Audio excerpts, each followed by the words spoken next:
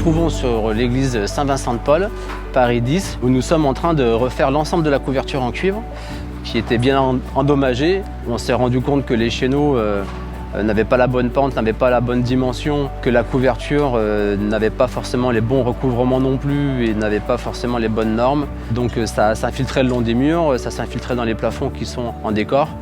Donc il était vraiment temps de changer l'ensemble.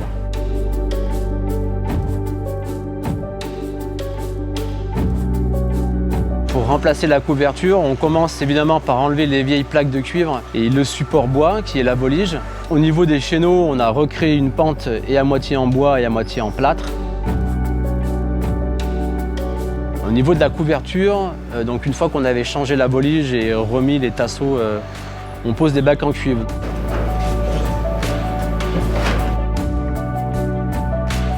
On vient agrafer les bacs de 5 à 6 cm, donc ils sont fixés en tête mais pas fixés en bas. Il faut vraiment que les pièces soient séparées et puissent bouger au moins dans un sens pour éviter l'arrachement et le déchirement.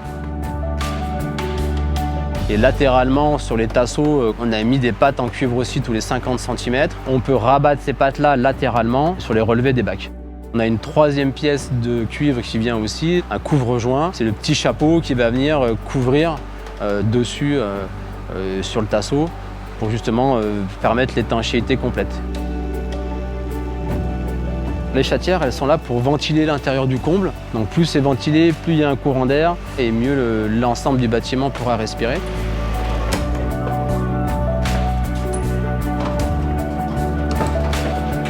Et donc Pierre, il est en train justement de faire les ouvertures pour justement pouvoir poser ces chatières.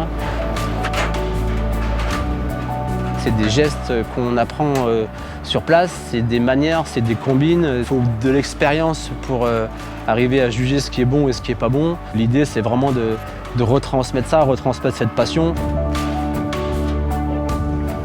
C'est vraiment un chantier assez spécifique parce que travailler du cuivre, c'est assez rare et c'est un matériau qui est très noble et très précieux. Donc c'est un réel plaisir de travailler ça.